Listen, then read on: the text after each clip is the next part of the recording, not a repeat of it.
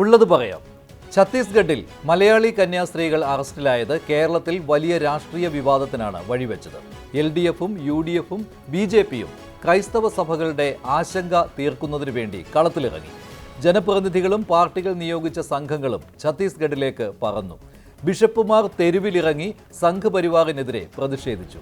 ക്രൈസ്തവ സഭകൾക്ക് വിരുന്നും കേക്കും നൽകി നയതന്ത്രത്തിനും രാഷ്ട്രീയ നേട്ടത്തിനും ശ്രമിച്ച് അതിൽ വിജയം കണ്ടുവന്നിരുന്ന കേരള BJPക്ക് വലിയ അടിയായി ഛത്തീസ്ഗഡിലെ കന്യാസ്ത്രീകളുടെ അറസ്റ്റ്. BJPക്ക് കൈകൊടുത്തു തുടങ്ങിയ ക്രൈസ്തവ സഭാ നേതൃത്വങ്ങളും നിലപാട് തിരുത്തി. कानून मत बताना मेरे को, ये कानून के जानकार बड़े बैठे, एकदम बड़े कानून के जानकार हैं.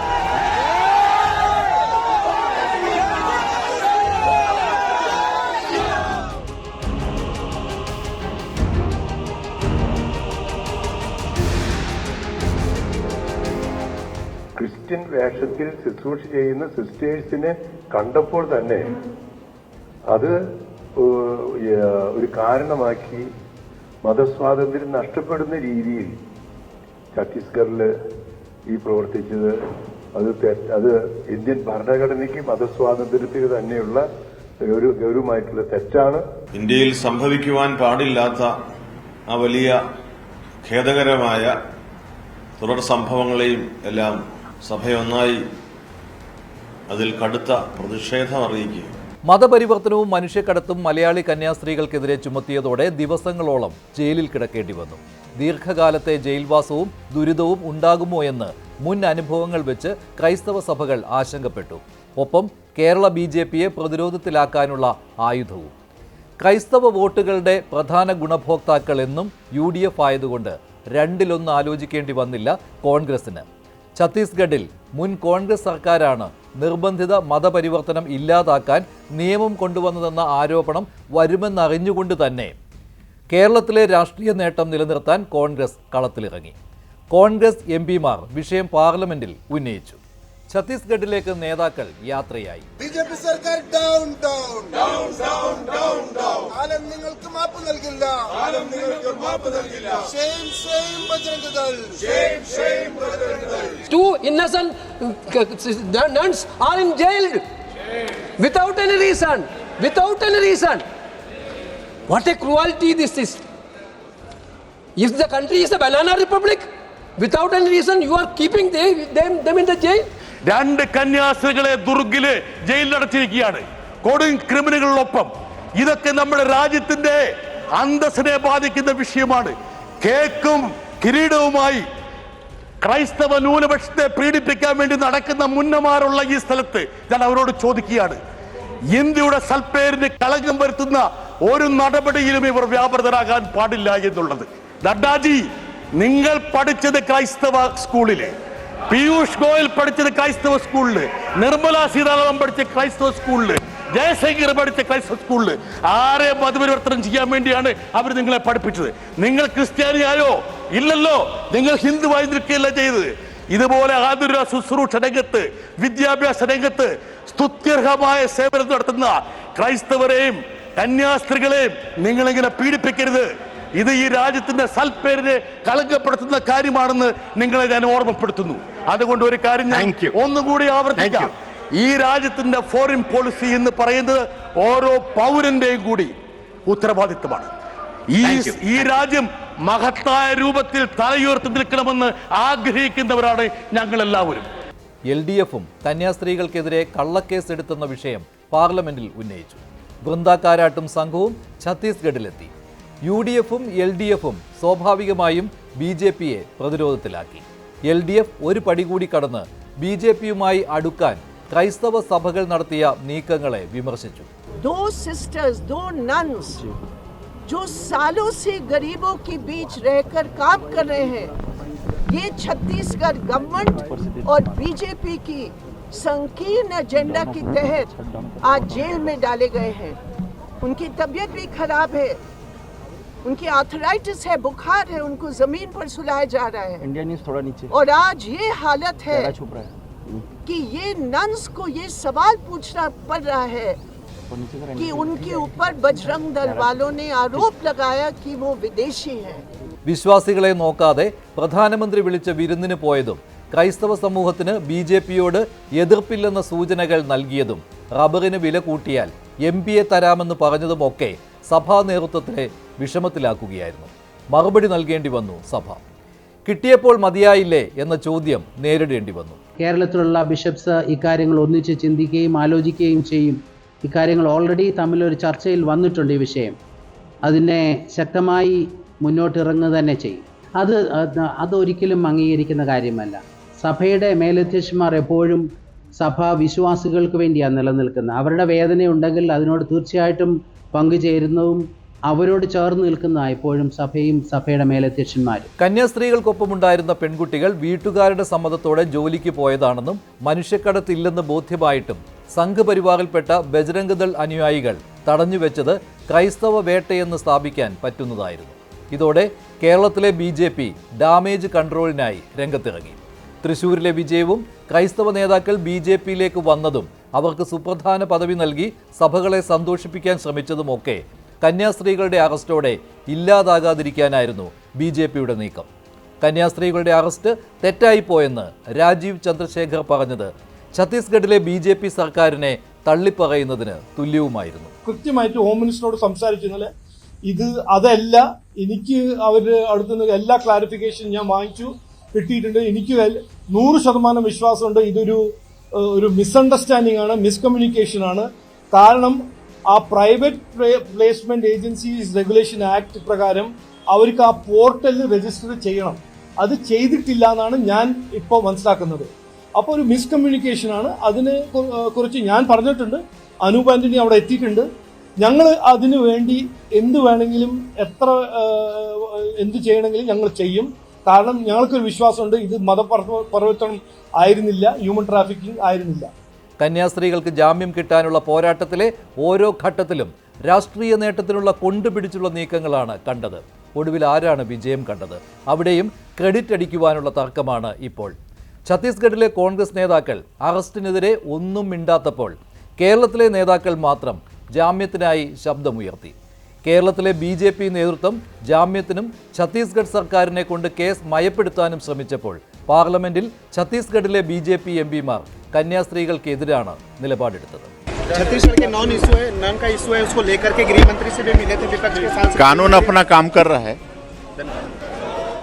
നിയമം നിയമത്തിന്റെ വഴിക്ക് എന്ന് ഛത്തീസ്ഗഡ് BJP മുഖ്യമന്ത്രി പറഞ്ഞെങ്കിലും അമിത്ഷായുടെ ഇടപെടലിൽ സർക്കാർ മയപ്പെട്ടു. കന്യാസ്ത്രീകൾക്ക് 8 ദിവസം ജയിലിൽ കിടന്നതിന് ശേഷം ജാമ്യം. ഇനി രാഷ്ട്രീയ നേട്ടങ്ങൾക്കും പിന്തുണ നഷ്ടപ്പെട്ടത് തിരിച്ചു പിടിക്കാനുമുള്ള പോരാട്ടമാണ്. മോദിയുടെയും അമിത്ഷായുടെയും ഇടപെടലാണ് സഹായിച്ചതെന്ന് കേരള BJP. ഞങ്ങളുടെ സമ്മർദ്ദവും നിയമ പോരാട്ടവുമാണ് സഹായിച്ചതെന്ന് UDF-ഉം LDF-ഉം. സംസ്ഥാന സർക്കാർ ജാമ്യം ഒപ്പോസ് ചെയ്യില്ല എന്ന് അവര് നടപ്പിലാക്കി. വളരെ സന്തോഷമുണ്ട്. എല്ലാവർക്കും നന്ദി പറയുന്നു. ഇവിടുത്തെ മുഖ്യമന്ത്രിയും ആഭ്യന്തരമന്ത്രിയും എല്ലാം ഞാൻ കണ്ടു. അവരെല്ലാം ഞാൻ നന്ദി പറയുന്നു. ജാമ്യം കിട്ടിയതിൽ സന്തോഷം പങ്കുവയ്ക്കുന്നു. കാരണം ചെയ്യാത്ത കുറ്റത്തിന് കഴിഞ്ഞ 9 ദിവസമായിട്ട് ഈ 2 പ്രായമായ കന്യാസ്ത്രീ അമ്മമാർ ജയിലിലായിരുന്നു. ഇനി FIR ക്വാഷ് ചെയ്യുന്നു. ഈ നിയമപരമായി കോടതിയിൽ പോയി FIR ക്വാഷ് ചെയ്യുന്നത് വരെയുള്ള നിയമ പോരാട്ടത്തിന് പൂർണ്ണമായ പിന്തുണ ഞങ്ങൾ നൽകും. നാളെ ഏതൊരാൾക്കും എപ്പോൾ വേണമെങ്കിലും മുൻപിലേക്ക് വരാവുന്ന മട്ടിൽ 9 ദിവസത്തെ ജയിൽവാസം തീർത്ത അപരിചിതമായൊരു സാഹചര്യത്തിൽ കന്യാസ്ത്രീമാരായവർക്കും അവരോടൊപ്പം തന്നെ 3 ആദിവാസികൾക്കും കഴിയേണ്ടി വന്നു എന്നുള്ളത് നമ്മുടെ രാജ്യത്തിൻ്റെ ഭരണഘടന നിലനിൽക്കുന്ന ഈ രാജ്യത്തിന് തന്നെ അപമാനകരമായ സംഗതിയാണ്. ഇതിൻ്റെ FIR ക്വാഷ് ചെയ്യുന്നതിന് വേണ്ടി സർക്കാർ തയ്യാറാകണം. അതിനാവശ്യമായിട്ടുള്ള നീക്കം ഛത്തീസ്ഗഡ് സർക്കാർ യഥാർത്ഥത്തിൽ ഇത് ക്യാൻസൽ ചെയ്യുന്നതിനാവശ്യമായ നടപടി സ്വീകരിക്കണം. ക്രൈസ്തവ വേട്ടയെന്ന് പറഞ്ഞ് തെരുവിലിറങ്ങിയ ക്രിസ്ത്യൻ സഭാ നേതൃത്വം BJPക്കെതിരെ വലിയ വിമർശനമാണ് നടത്തിയത്. സംഘപരിവാറിനെ നിയന്ത്രിക്കാൻ BJPക്കും കേന്ദ്ര സർക്കാരിനും കഴിവില്ലെങ്കിൽ ചങ്ങാത്തം വേണ്ടെന്നും ന്യൂനപക്ഷങ്ങൾക്ക് നീതി ഉറപ്പാക്കിയിട്ട് മതി ചായ കുടിയെന്നും പറഞ്ഞു വെച്ചു. നിങ്ങൾ അകാരണമായി തടഞ്ഞു വെച്ചിരിക്കുന്ന ഈ 2 സിസ്റ്റർമാരെ അവർ കുഷ്ഠരോഗികളെ ശുശ്രൂഷിക്കുന്ന സിസ്റ്റർമാരാണ് അവര്. മിഷണറി പ്രവർത്തനം എന്ന് പറയുന്നത് സേവനം മറയാക്കിയിട്ടുള്ളത് മതമാറ്റത്തിന് വേണ്ടിയാണ്. ഒരു മറയില്ല. ഞങ്ങൾ തുറന്നാണല്ലോ സംസാരിക്കുന്നത്. നിങ്ങൾ നേരിട്ട് നോക്കൂ. ഞങ്ങളുടെ പ്രവർത്തനങ്ങൾ ഒന്നും ഒളിച്ചു വെക്കുന്നില്ല. ഈ സിസ്റ്റർമാർ അവരെ ആരെ ഒളിച്ചും പാത്തും കൊണ്ടതല്ല, നേരിട്ട് ചെയ്തതാണ്. നിങ്ങൾ നടത്തുന്ന പ്രവർത്തനം ഇവിടത്തെ പട്ടികജാതി പട്ടികവർഗ പിന്നോക്ക അധസ്ഥിത ജനവിഭാഗങ്ങളുടെ ഇടയിലേക്ക് കടന്നു എന്ന് അവരുടെ ദാരിദ്ര്യം മുതലാക്കി. അതുകൊണ്ട് സിസ്റ്റർ നിർമ്മല എന്താണ് മുതലാക്കുന്നത്? എന്താണ് ഈ മുതലാക്കുന്നത്? നിങ്ങൾ ദാരിദ്ര്യം എന്ന് പറയുന്നത് സിസ്റ്റർ നിർമ്മലയാണ്. മതപരിവർത്തനത്തെ കുറിച്ചാണല്ലോ നിങ്ങൾ പറയുന്നത്. നിങ്ങൾക്ക് ഉത്തരം പറയാൻ സാധിക്കുമോ? ഇന്ത്യയിലെ ഹൈന്ദവ ആശ്രമങ്ങളില് വിദേശത്തുള്ള ക്രിസ്ത്യാനികൾ വന്ന് മതം മാറുന്നതിനെ പറ്റി നിങ്ങൾ എന്ത് പറയുന്നു? കന്യാസ്ത്രീകൾക്ക് സംസ്ഥാന BJP നേതൃത്വം പിന്തുണ നൽകിയതിൽ പക്ഷേ സംഘ് പരിവാറും മറ്റ് ഹിന്ദു സംഘടനകളും ദേഷ്യത്തിലാണ്. വിശ്വ ഹിന്ദു പരിഷത്തും ഹിന്ദു ഐക്യവേദിയുമൊക്കെ മതപരിവർത്തനം ഉണ്ടായിട്ടില്ലെന്ന് സംസ്ഥാന BJPയുടെ വാദത്തെ തള്ളിക്കളഞ്ഞത് ഒരു വിഭാഗം BJP നേതാക്കളുടെ വാക്കുകളിലും പ്രതിഫലിക്കുന്നുണ്ട്. മനുഷ്യക്കടത്താണ് എന്ന ഒരാരോപണം ഉന്നയിച്ചുകൊണ്ട് നിസ്വാർത്ഥമായി സേവനം ചെയ്തിരുന്ന ഈ സിസ്റ്റേഴ്സിനെ ജയിലിലടയ്ക്കാൻ കാണിച്ചത് ഭാരതത്തിൻ്റെ മതേതര സ്വഭാവത്തിനും ഭരണഘടന നൽകുന്ന പൗരസ്വാതന്ത്ര്യത്തിനുമെതിരായുള്ള വെല്ലുവിളിയായിട്ട് മാത്രമേ ഞങ്ങളതിനെ കാണുന്നുള്ളൂ. മതപരിവർത്തനം നിരോധിക്കുന്ന നിയമം രാജ്യത്ത് ഒരിടത്തും ഉണ്ടാവരുതെന്ന് Thalassery archbishop Mar Joseph പാംപ്ലാനിയുടെ ആവശ്യത്തിനെതിരെ ഹിന്ദു ഐക്യവേദി രംഗത്തെത്തിയത് കേരളത്തിലും മതപരിവർത്തനം തടയാൻ ഛത്തീസ്ഗഡ് മോഡലിൽ നിയമം വേണമെന്ന് പറഞ്ഞാണ്. BJP സംസ്ഥാന അധ്യക്ഷൻ രാജീവ് ചന്ദ്രശേഖർ ക്രൈസ്തവ സഭകളെ ആശ്വസിപ്പിക്കാൻ അടിസ്ഥാന നിലപാടിൽ വെള്ളം ചേർത്തുവെന്ന ആരോപണം പാർട്ടിക്കുള്ളിൽ തന്നെയുണ്ട്. കയ്യിലുള്ള വോട്ട് ബാങ്കിനെ പിണക്കി കിട്ടുമെന്ന് ഇപ്പോഴും ഉറപ്പില്ലാത്ത ക്രൈസ്തവ പിന്തുണ ഉറപ്പാക്കാൻ ഇറങ്ങിത്തിരിച്ചതിന് നേതൃത്വം പാർട്ടിക്കുള്ളിൽ മറുപടി നൽകേണ്ടി വരും. മതപരിവർത്തനം നടത്തുന്നുണ്ട് എന്ന നിലപാടിൽ മാറ്റം വരുത്തിയിട്ടില്ല. എന്നാൽ അറസ്റ്റിലായ കന്യാസ്ത്രീകൾ മതപരിവർത്തനമോ മനുഷ്യക്കടത്തോ നടത്തിയിട്ടില്ല എന്ന ബോധ്യത്തിലാണ് ഇടപെട്ടതെന്ന മറുപടിയാവും വിമർശനം ഉന്നയിക്കുന്നവർക്ക് മുന്നിൽ അവതരിപ്പിക്കുക. ആ നിയമം ജാമ്യമില്ലാ വകുപ്പാണ്. ജാമ്യമില്ലാ വകുപ്പ് പ്രകാരം അറസ്റ്റ് ചെയ്യപ്പെട്ട കന്യാസ്ത്രീകളെ കേരളത്തിന്റെ പൊതു താൽപര്യപ്രകാരവും അതോടൊപ്പം തന്നെ ലക്ഷോപലക്ഷം വരുന്ന ക്രിസ്ത്യൻ മതവിശ്വാസികളുടെ താൽപര്യപ്രകാരവും അവർ നിരപരാധികളാണ് എന്നും അല്ലെങ്കിൽ അവർ ജാമ്യത്തിന് അർഹരാണ് എന്നും നിയമപരമായി തന്നെ കോടതിയെ ബോധ്യപ്പെടുത്താൻ വേണ്ടിയുള്ള ശ്രമമാണ് ഈ സംഭവമുണ്ടായ അന്നു മുതൽ ശ്രീ രാജീവ് ചന്ദ്രശേഖരന്റെ നേതൃത്വത്തിൽ നടന്നത്. അതിന്റെ വിജയമാണ് ഇന്നുണ്ടായിരിക്കുന്നത്. ഛത്തീസ്ഗഡിലെ സ്വന്തം സർക്കാരിനോട് ഫൈറ്റ് ചെയ്ത് വലിയ റിസ്ക് എടുത്ത് കന്യാസ്ത്രീകളെ മോചിപ്പിച്ചു എന്ന ക്രെഡിറ്റ് ക്രൈസ്തവ വിശ്വാസികളിൽ നിന്ന് നേടിയെടുക്കാനാവും എന്ന പ്രതീക്ഷയും സംസ്ഥാന BJP നേതൃത്വത്തിനുണ്ട്. അതുകൊണ്ടാണല്ലോ കന്യാസ്ത്രീകൾ ജയിൽ മോചിതരായ ശേഷം രാജീവ് ചന്ദ്രശേഖറും സംസ്ഥാന ജനറൽ സെക്രട്ടറി അനൂപ് ആന്റണിയും അവരുടെ വാഹനത്തിൽ തന്നെ കന്യാസ്ത്രീകളെ കോൺവെന്റിൽ തിരിച്ചെത്തിച്ചത്.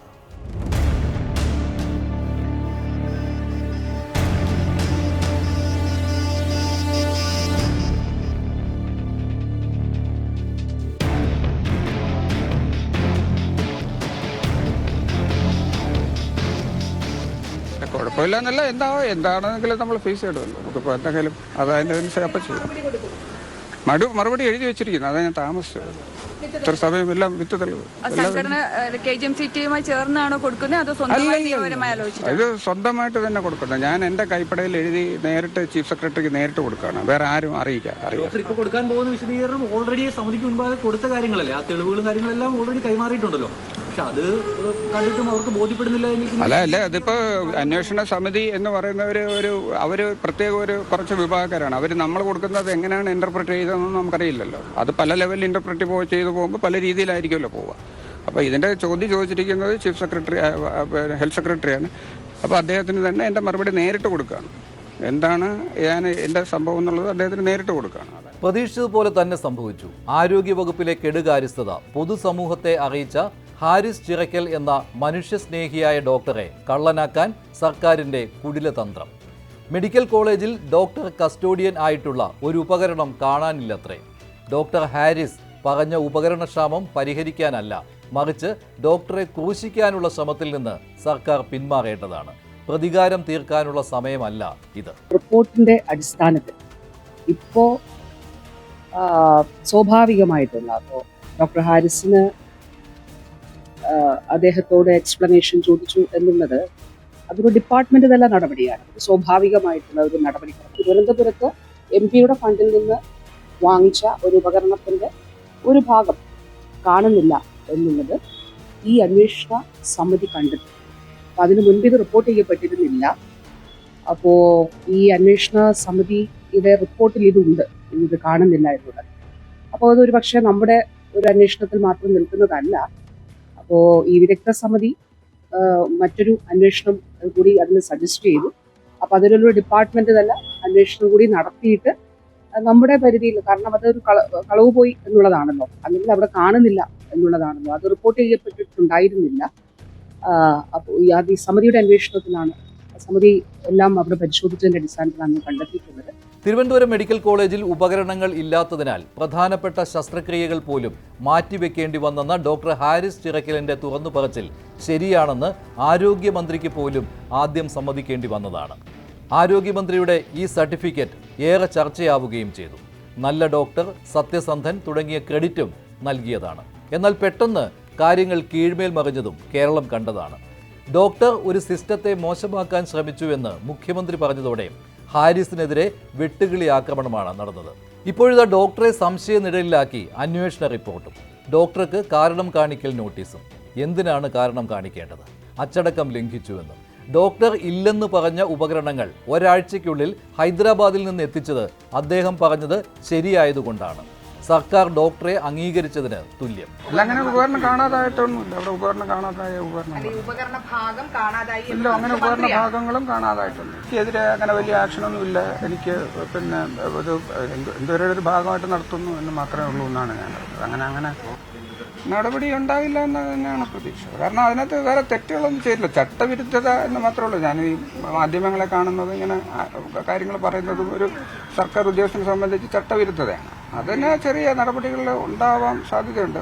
ഇപ്പോഴത്തെ കാരണം കാണിക്കൽ നോട്ടീസിന് പിന്നിൽ മറ്റ് ലക്ഷ്യങ്ങളാണുള്ളത്, ഒരു സംശയവുമില്ല. ഞങ്ങൾ നൽകിയ മെഡിക്കൽ ഉപകരണങ്ങൾ ഉപയോഗിക്കാതെ ഇല്ലെന്ന് പറഞ്ഞ് തെറ്റിദ്ധരിപ്പിച്ചു. ഡോക്ടറുടെ ചുമതലയിൽ ഉണ്ടായിരുന്ന ഉപകരണം കാണാതായി. അങ്ങനെ ഡോക്ടറെ കള്ളനാക്കാനുള്ള നീക്കം. അന്വേഷണ റിപ്പോർട്ട് ഡോക്ടർക്ക് പോലും നൽകാൻ തയ്യാറായിട്ടില്ല. ആരും റിപ്പോർട്ട് കണ്ടിട്ടുമില്ല. കാരണം കാണിക്കൽ എന്തിനാണെന്ന് പറയാൻ മാധ്യമങ്ങളെ കണ്ട ആരോഗ്യമന്ത്രി ഈ ഉപകരണം കാണാനില്ലെന്ന കണ്ടെത്തലിനാണ് പ്രാധാന്യം നൽകിയത്. അതായത് ലക്ഷ്യം ഡോക്ടറെ സംശയനിഴലിലാക്കൽ. എന്തിനാ കൂടുതൽ പറയണത്? ആ ഡോക്ടറെ മോഷണ കുറ്റത്തിൽ വരെ പെടുത്തി എന്ന് പറഞ്ഞാൽ എന്തും ചെയ്യാൻ മടിക്കാത്ത ആളുകളാണ് അധികാരത്തിലിരിക്കുന്നത് എന്നതിന്റെ ഏറ്റവും വലിയ തെളിവാണ്.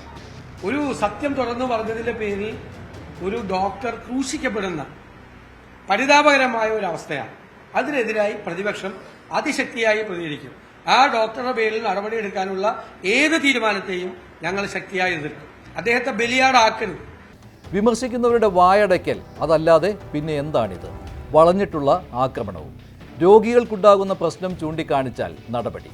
ശസ്ത്രക്രിയ പോലും മുടങ്ങി ജീവൻ അപകടത്തിലായാലും മിണ്ടരുത്. ഉപകരണമില്ലാതെ ഓപ്പറേഷൻ മുടങ്ങി ജീവൻ നഷ്ടപ്പെട്ടാൽ ഇതേ ഡോക്ടർ സമാധാനം പറയേണ്ടി വരും.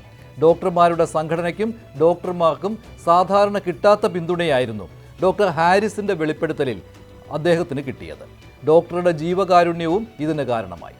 രോഗികളോട് സ്നേഹത്തോടെ പെരുമാറുന്ന ഇരുചക്രവാഹനത്തിൽ ആശുപത്രിയിൽ വരുന്ന അദ്ദേഹത്തിനെതിരെ എന്തെങ്കിലും പറഞ്ഞാൽ കുഴപ്പമാകുമെന്ന് ആരോഗ്യമന്ത്രിക്കും അറിയാമായിരുന്നു. മുഖ്യമന്ത്രിയും പിന്നെ പാർട്ടി പത്രവും പാർട്ടി സെക്രട്ടറിയും മറ്റ് മന്ത്രിമാരും ഡോക്ടർക്ക് മേൽ ആക്രമണം തുടങ്ങിയതോടെ ആരോഗ്യമന്ത്രിയും ഇപ്പോൾ മലക്കം മറിഞ്ഞു. വീഴ്ചയിലും പഠിക്കാത്ത മലക്കം മറിച്ച്.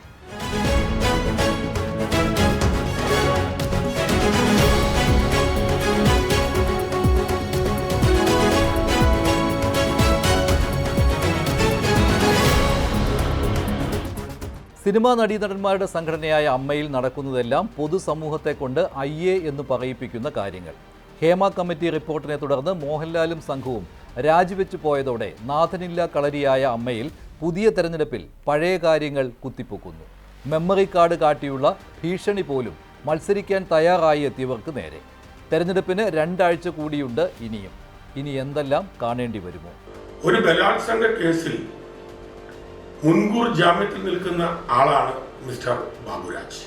അങ്ങനെയുള്ള ഒരാളാണോ നമ്മുടെ ഈ അമ്മ എന്ന് പറയുന്ന ഇത്രയും ശ്രേഷ്ഠമായ സംഘടനയെ നയിക്കേണ്ടത്?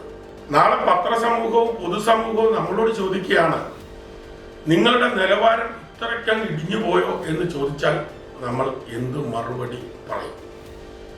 അതുകൊണ്ട് ബാബുരാജ് ഈ രംഗത്തുനിന്ന് മാറി നിൽക്കാൻ ആഗ്രഹിക്കുന്നില്ല എങ്കിൽ അദ്ദേഹത്തിന് ചില സ്വാർത്ഥ താല്പര്യങ്ങൾ ഈ സംഘടനയുടെ തലപ്പത്ത് വരുന്നതിലൂടെ ഉണ്ട് എന്ന് ഞാൻ വിശ്വസിക്കുന്നു. ഈ ആരോപണ വിധേയം ആയിട്ടുള്ള ആൾക്കാർ അമ്മയിൽ ഉണ്ടാവുന്നതും അവരുടെ തലപ്പത്ത് നിൽക്കുന്നതിലേ ഉണ്ടാവുന്ന ചോദ്യങ്ങളാണ് നമ്മളെപ്പോഴും കുറേ നാളുകളായിട്ട് ഫേസ് ചെയ്തുകൊണ്ടിരിക്കുന്നത്. അത് പിന്നെയും തുടർന്നുകൊണ്ടേയിരിക്കുന്നു എന്നുള്ളതിൽ നമുക്ക് വലിയ ദുഃഖമുണ്ട്.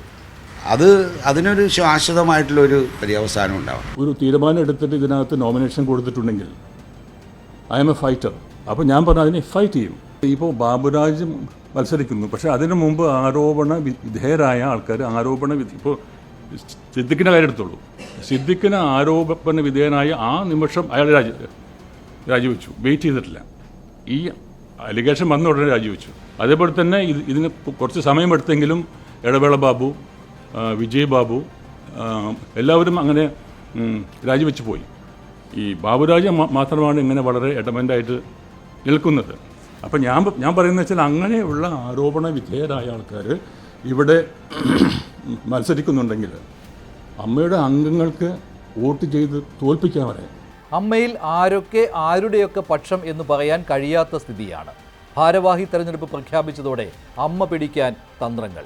സ്ത്രീകൾ നയിക്കട്ടെ എന്ന മുദ്രാവാക്യം തുടക്കത്തിലേ കേട്ടതാണ്. അമ്മയിലെ പെൺമക്കൾ എന്ന കൂട്ടായ്മയും ഉണ്ടായി. ആരോപണ വിധേയർ ഭരണത്തിൽ ഉണ്ടാവരുത് എന്ന ആവശ്യവും. പിന്മാറാൻ തയ്യാറാകാതെ ജനറൽ സെക്രട്ടറിയാകാൻ കരുക്കൾ നീക്കിയ ബാബുരാജിന് എതിർപ്പ് നേരിടാനാകാതെ മാറേണ്ടി വന്നു. തുടക്കത്തിലെ കണ്ട ഗ്രൂപ്പുകളിൽ അല്ല ഇപ്പോൾ കാര്യങ്ങൾ നിൽക്കുന്നത്. വനിതകൾ ഭരിക്കട്ടെ എന്ന നിലപാടിലും മാറ്റം. ശ്വേതാ മേനോനെതിരെ മത്സരിച്ച് സ്ത്രീവിരുദ്ധ നിലപാടുകാരൻ എന്ന ഇമേജ് വരാതിരിക്കാൻ ജഗദീഷ് പിന്മാറി. എന്നാൽ അമ്മയിൽ തിരുത്തലിനായി എത്തിയ ദേവൻ ശ്വേതാ മേനോനെതിരെ മത്സരരംഗത്ത്. ആര് വേണമെങ്കിലും ജയിക്കാം. വനിത നയിക്കട്ടെ എന്ന് പറഞ്ഞ് ഇപ്പോൾ വനിതയ്ക്കെതിരെ തന്നെ മത്സരം. ശ്വേതാ മേനോൻ അമ്മയെ നയിക്കാൻ യോഗ്യയല്ലെന്ന് വനിതകളായ അംഗങ്ങളും പറഞ്ഞു തുടങ്ങി. ജനറൽ സെക്രട്ടറിയായി തിരുത്തലിന് രംഗത്തെത്തിയ രവീന്ദ്രനും എതിരാളിയായി വന്നത് കുക്കു പരമേശ്വരൻ.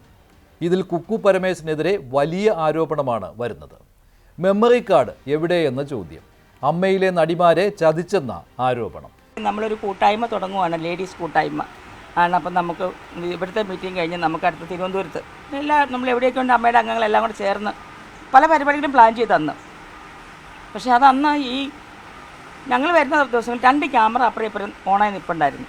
അപ്പോൾ അവരോട് പറഞ്ഞ് നിങ്ങളുടെ വിഷമങ്ങളും ബുദ്ധിമുട്ടുകളൊക്കെ ആർക്കെങ്കിലും എന്തെങ്കിലും ഉണ്ടായിട്ടുണ്ടെങ്കിൽ പറയൂ, നമ്മളത് വേണ്ടപ്പെട്ടവരെ അറിയിച്ച് നിങ്ങൾക്ക് അതിന് വേണ്ട നീതി വാങ്ങിച്ചു തരും എന്ന് പറഞ്ഞപ്പോൾ അവർ പാവങ്ങളായ കുറച്ച് ആൾക്കാർ അവരുടേതായ ഒരുപാട് വിഷമങ്ങൾ അവരിങ്ങനെ പറഞ്ഞു. അപ്പം അതെല്ലാം ഷൂട്ട് ചെയ്ത സമയത്ത് നമ്മുടെ ഉഷയും പ്രിയങ്കയെ കൂടി ചോദിച്ചു, എന്താണ് ഇതിങ്ങനെ ഷൂട്ട് ചെയ്യുന്നത്? അപ്പോൾ പറഞ്ഞല്ല, നമ്മുടെ ഒരു ഇത് കാണിക്കണമല്ലോ, നിങ്ങൾക്ക് ഇങ്ങനെയൊക്കെ ഉണ്ടായ കാര്യം അവരും കൂടെ ഒന്ന് അറിയണമല്ലോ. അപ്പോൾ അതുകൊണ്ടാണ് നമ്മളിത് ഷൂട്ട് ചെയ്യുന്നതെന്ന് ചോദിച്ചു. അപ്പോൾ അതവിടെ വെച്ച് നമ്മൾ ആ കൂട്ടായ്മ നടന്നുമില്ല. പിന്നെ അതങ്ങ് വീഡിയോ ചെയ്ത് അങ്ങ് പോയി. പക്ഷെ പലപ്പോഴും നമ്മൾ കുക്കുവിനോട് ചോദിക്കുമ്പോൾ കുക്ക് പറയുന്നത് സേഫായിട്ട് കയ്യിലുണ്ട്, അല്ലെങ്കിൽ നമ്മളതിൻ്റെ ഒരു പേരോട് പറഞ്ഞ് ഇടവേള ബാബുവിനെ ഏൽപ്പിച്ചു നമ്മുടെ അടുത്ത് പറഞ്ഞ്. പക്ഷെ അതിനുശേഷം പിന്നീട് ഇതിനെപ്പറ്റി വേണ്ടൊരു പറച്ചിലുണ്ടായില്ല. അപ്പം അങ്ങനെ നോക്കുമ്പോൾ ഈ പറയുന്ന ഹാർഡ് ഡിസ്ക് ഇത് ആരുടെ കയ്യിലാണ്? ഇത് എവിടെ? ഒരാള് ഇതിനകത്ത് സ്ഥാനാർത്ഥിയാകാൻ നിന്നപ്പോഴത്തേക്ക് അയാളെ വിളിച്ചിട്ട് കുക്കു പരമേശ്വരൻ പറഞ്ഞു എന്നാണ് ഞാൻ അറിഞ്ഞത്. നിങ്ങൾ സ്ഥാനാർത്ഥി ആവരുത്, കേട്ടോ, മറ്റേ സംഭവം പൊക്കിക്കൊണ്ടുവരും എന്ന് പറഞ്ഞു എന്നാണ് ഞാൻ അറിഞ്ഞത്. മുഴുവൻ ഞാൻ കേട്ട സാക്ഷിയാണ്. അതുകൊണ്ട് ഇതിനകത്ത് ഈ പറഞ്ഞിരിക്കുന്ന പാവങ്ങളായ നമ്മുടെ കൂടെ ഉണ്ടായിരുന്ന അവരെല്ലാം വിശ്വസിച്ച് പറഞ്ഞ കുറേ കാര്യങ്ങളുണ്ട്.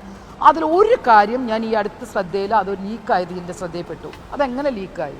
ആ ഹാർഡ് ഡിസ്ക് എടുത്തു വെച്ചിരിക്കുന്ന ആ സാധനം നമുക്ക് കിട്ടണം, നമുക്കത് കണ്ടിരിക്കണം. നഷ്ടപ്പെട്ടു പോയി എന്ന് പറയാൻ ഇത് വെറുതെ കളയേണ്ട ഒരു കാസറ്റോ അല്ലെങ്കിൽ വേറൊരു സാധനമോ വലിച്ചെറിയേണ്ട സാധനമല്ല ഇത്. ഓരോരുത്തരുടെ മനസ്സിനകത്തുനിന്ന് സങ്കടം കൊണ്ട് വന്നിരിക്കുന്ന കുറേ കരഞ്ഞു പറഞ്ഞ വാക്കുകളാണ്. അത് നഷ്ടപ്പെടാന്ന് പറഞ്ഞാൽ അത് നമ്മളെപ്പോലുള്ളവർക്ക്, ഞാൻ അതിനകത്ത് ഉണ്ടായിരുന്നുകൊണ്ട്, ചിലപ്പോൾ ഞാൻ അതിനകത്ത് ഇല്ലായിരുന്നെങ്കിൽ ഞാനിപ്പോൾ ഇത്രയും മോശമായിട്ട് സംസാരിക്കാൻ വരികയില്ല. ഉണ്ടായിരുന്നുകൊണ്ട് ആ സാധനം നമുക്ക് വേണം, നമ്മൾ സംസാരിച്ചിട്ടുണ്ട്. ഇപ്പോഴും എനിക്ക് കുക്കുവിനോട് യാതൊരു എതിരഭിപ്രായവും ഇല്ല. പക്ഷെ ഞാൻ പറയുന്നത് ഇത്തരം പേരുടെ കാര്യങ്ങൾ തുറന്നു പറഞ്ഞാൽ മനസ്സിലുള്ള കുറേ ആർട്ടിസ്റ്റുകൾ നമ്മൾ കൂടെയുണ്ട്. അവരുടെ കൂടെ ഞാൻ ഉണ്ടായിരുന്ന എനിക്ക് അവരുടെ കൂടെ നിൽക്കാതിരിക്കാൻ പറ്റില്ല. കാരണം അവരുടെ സംസാരിച്ച ഓരോ വേർഡും എൻ്റെ മനസ്സിൽ ഇപ്പോഴും ഉണ്ട്. അതിൽ നിന്ന് ഒരു പേര് ഞാനിപ്പോൾ ലീക്കായി കേട്ടു. ആ കേട്ടത് ഇനിയും തുടർന്ന് എന്തെങ്കിലും ആവുമോ, ആ ഡിസ്ക് എവിടെ, ആരുടെ കയ്യിലുണ്ട്, അത് അറിയേണ്ട ഒരു അവകാശം നമുക്കില്ലേ? നമ്മൾ ഈ പറഞ്ഞവർക്കില്ലേ? നടിമാരുടെ കൂട്ടായ്മയുടെ യോഗത്തിൽ പറഞ്ഞ കാര്യങ്ങൾ വീഡിയോയിൽ പകർത്തി അതുപയോഗിച്ച് നടന്മാരെ ഭീഷണിപ്പെടുത്തുന്നു എന്ന ആരോപണവും. വൈസ് പ്രസിഡന്റ് പദത്തിലേക്കും വിഴുപ്പലക്കൽ.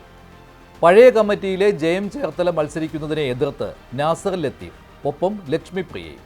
നാസർ ലത്തീഫിന്റെ അശ്ലീല ഓഡിയോ പ്രചരിക്കുന്നതും അമ്മ സംഘടനയ്ക്ക് നാണക്കേടാണ്. ജയം ചേർത്തലയെ ഫോണിൽ വിളിച്ചാണ് അശ്ലീല സംഭാഷണം.